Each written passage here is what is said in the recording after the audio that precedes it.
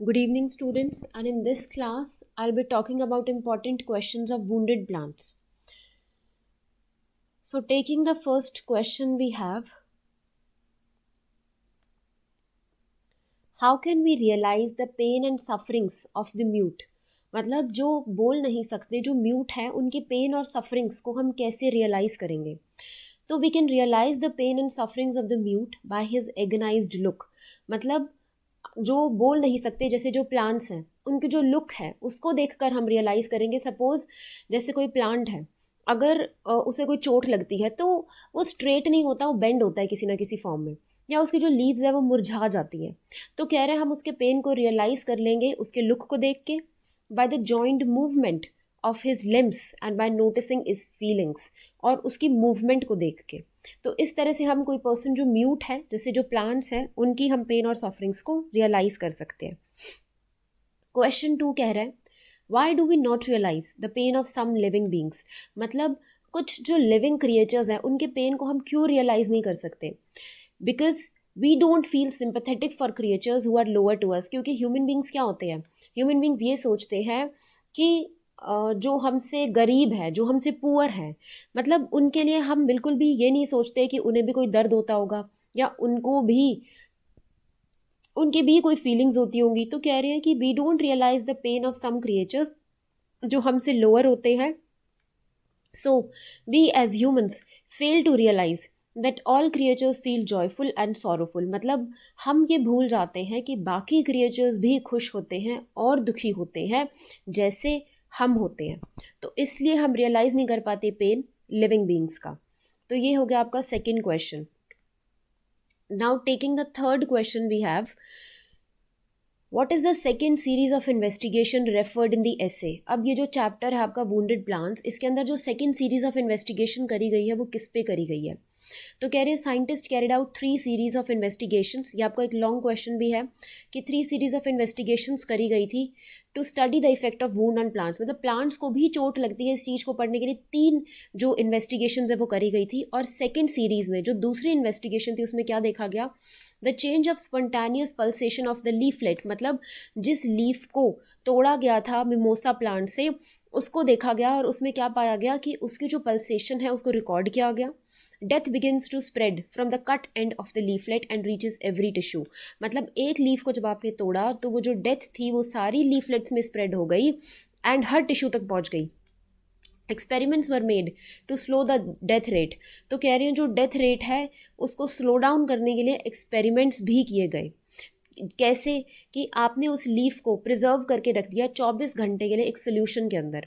मतलब जैसे कोई एनिमल होता है, जब जैसे बायोलॉजी लैब्स में देखा होगा, जो एनिमल्स को प्रिजर्व करने के लिए एक सोल्यूशन रख दिया जाता है और उसके अंदर जो मरे हुए एनिमल्स उन्हें डाल दिया जाता है ताकि वो जो है उस सोल्यूशन के अंदर जीवित रहे, उस सोल्यूशन के अंदर उनकी जो वो स्मेल है वो ना आए, और जब कोई एक्सपेरिमेंट कराना हो तो उस पर किया जा सके. तो वैसे ही कह रहे हैं सेकंड सीरीज ऑफ इन्वेस्टिगेशन में एक लीफ के ऊपर ये देखा गया, उसकी पल्सेशन को रिकॉर्ड किया गया, और जब उस लीफ को प्लांट से अलग किया गया था तो ये देखा गया कि हर टिश्यू में एक उदासी छा गई थी और वो चीज़ स्प्रेड हो गई थी. और एक्सपेरिमेंट्स किए गए थे ताकि जो डेथ रेट है लीफ का स्लो किया जा सके, और उस लीफ को प्रिजर्व किया गया, रखा गया एक सोल्यूशन के अंदर 24 घंटे तक. ठीक है, तो ये सेकेंड सीरीज ऑफ इन्वेस्टिगेशन में हुआ था. अब इसके बाद है क्वेश्चन नंबर 4. क्वेश्चन नंबर 4 क्या कहता है? What is paralysis of sensibility, how is it measured? अब देखो, पैरालिसिस क्या होता है? जब बॉडी काम करना बंद कर देती है, जो ऑर्गन्स हैं वो बंद कर देते हैं काम करना. तो paralysis of sensibility means that plant remain irresponsible for several hours. मतलब पैरालिसिस ऑफ रिस्पॉन्सिबिलिटी का मतलब क्या है? कि प्लांट जो है वो बड़ी देर के लिए, सेवरल हावर्स के लिए इरिस्पॉन्सिव हो जाएगा, बिल्कुल रिस्पॉन्ड नहीं करेगा. A number of investigations were carried out. ये वही सेम पॉइंट है जो हमने पिछले क्वेश्चन में किया कि बहुत सारी इन्वेस्टिगेशंस की गई थी ये देखने के लिए कि प्लांट को कैसे चोट लगती है. तो एक मिमोसा प्लांट की लीफ को कट किया गया और ये देखा गया कि जब उसको अलग कर दिया जाता है उस प्लांट से तो उस पर क्या असर पड़ता है. The cutting of the leaf had caused a great shock to the parent plant, मतलब जिस प्लांट से आपने उस लीफ को तोड़ा है उसको बहुत बड़ा शॉक लगा, और ये जो शॉक था ये डिस्टेंट ऑर्गन्स तक, मतलब हर लीफ तक स्प्रेड हो गया उस पेड़ के। एंड ऑल द लीव्स, और जो बाकी लीव्स थी वो डिप्रेस्ड रही या इररिस्पॉन्सिव रही बहुत घंटों के लिए। मतलब अगर आपने किसी भी प्लांट की किसी एक लीफ को तोड़ लिया है तो इसका ये मतलब नहीं है सिर्फ आपने एक पत्ते को तोड़ा है, बल्कि वो पूरा प्लांट इररिस्पॉन्सिव हो जाता है, पूरा प्लांट एक्शन नहीं करता है बहुत देर के लिए।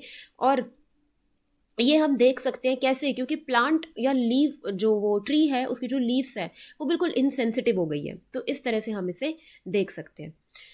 नेक्स्ट क्वेश्चन देखो, क्वेश्चन नंबर 5।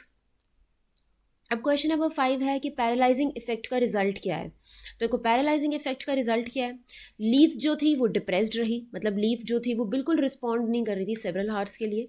पॉइंट नंबर 2 कह रहा है plant gradually recover from the state of paralyse state, मतलब उस प्लांट ने धीरे धीरे रिकवर करना शुरू किया और जो लीफ थी वो सेंसिटिव हो गई। ठीक है।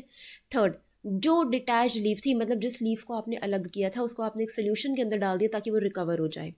एंड ये जो लीफ थी अब 24 घंटे के लिए तो जीवित रही, लेकिन उसके बाद वो मर गई। तो ये सारे इफेक्ट्स थे जब एक लीफ जो है पैरालिसिस के फेज से गुजरती है।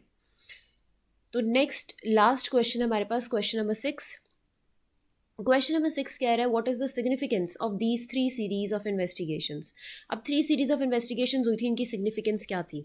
तो देखो पहले इन्वेस्टिगेशन में क्या किया गया था, पहले हमने यही लिखा 3 separate investigations were carried out on wounded plants and the significance of these 3 series of investigations were number first investigation क्या थी, शॉक इफेक्ट ऑफ वुंड, मतलब फर्स्ट इन्वेस्टिगेशन क्या थी कि जो प्लांट को शॉक लगा है वो पड़े। दूसरी इन्वेस्टिगेशन में in the second investigation change of pulsation on a leaf was recorded, मतलब जिस लीफ को आपने अलग किया था उसकी पल्सेशन को आपने रिकॉर्ड किया। और थर्ड इन्वेस्टिगेशन में results of paralysing effect of wound on plant was recorded, मतलब क्या रिजल्ट मिले कि जब वो लीफ पैरालाइज हो गई थी तो क्या जो चोट लगी थी प्लांट को वो चीज़ हमने रिकॉर्ड करी।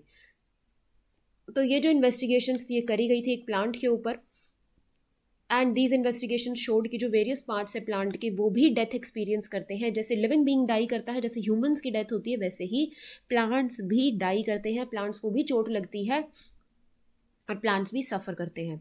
तो ये 6 क्वेश्चंस थे जो वुंडेड प्लांट्स से इंपॉर्टेंट है। अगर किसी क्वेश्चन में डाउट हो तो एक बार मुझे कमेंट सेक्शन में बता देना, नेक्स्ट क्लास में उस क्वेश्चन को पहले डिस्कस करेंगे और फिर अगले क्वेश्चंस डिस्कस करेंगे। So thank you so much for watching the class.